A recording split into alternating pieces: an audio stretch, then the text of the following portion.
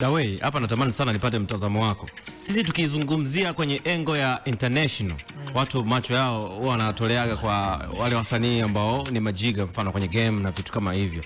Lakini kuna nchi tofauti tofauti huko wanatoa madogo janja, wanaondoka Ghana, Nigeria huko watu wanaondoka. Sisi huku New G kitu gani ambacho kinatufelisha kufika hiyo level ya international? Tunaamini kwamba wale top ndo wanapaswa kufika huko. Cha kwanza kabisa lazima ujue international ina levels. Ina ukanda wa karibu na ukanda wa kati na ukanda wa mbali. Sure. Au so bana. Kwa hiyo inategemea sasa huyo msanii ameweza kufika wapi. Mfano kwa Afrika unaweza kunitajia nchi ambazo zimeweza kufika international. Muziki wao umeweza kufika international. Zipo watu wanazijua, Nigeria hapo. South Africa hapo tutakuja. South Africa. Ghana pia wanajitahidi kufikisha. Kuna wasanii wangapi wamefika international? Wapo kina Sakodi, kina Black Sheriff pia wako wanabisha sana. Sasa ukija kuhesabu kwenye wasanii wa Ghana, sidhani kama wanafika hata 10. Na lugha yao ni Kiingereza. Yeah. Au so bana. So wanatumia Kiingereza vizuri na wapo Afrika Magharibi. Yeah. Ukija kuangalia kwa wingi sana ni Nigeria ndio wameenda sana huko na South Africa au so bana. Sure.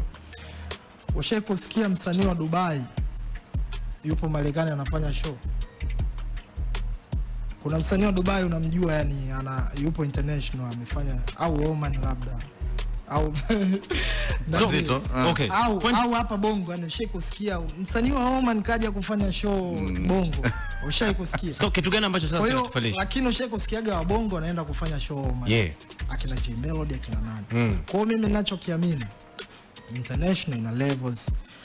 Maneno mengine anafanya kuandarate wasanii na kuwakatisha tamaa au so bana. Sure. International na levels, na so kila nchi imeweza kufika international. Na kupa uhakika hapa, huu inawezekana ni mwaka wa 5 Marekani haifikishi wasanii hata 5 ambao wameshafika Tanzania kimuziki. Yani muziki wao umefika Bongo na watu wanawashabikia. Kwanza ni miaka mingi sana tangia Marekani waweze kutoa. Marekani si ndio international yenyewe, na maana ukiingia Marekani ma UK ndo watu wanahesabia kwamba ni international, si ndio? Ukiweza kwenda kufanya show huko. Lakini na kuhesabia inaweza ikawa inafika hata miaka 5. Hakuna msanii mpya kutoka Marekani ameiti kama akina Rick Ross, ameiti kama akina Lil Wayne au so bana. Sure. Unajua ni kwa nini?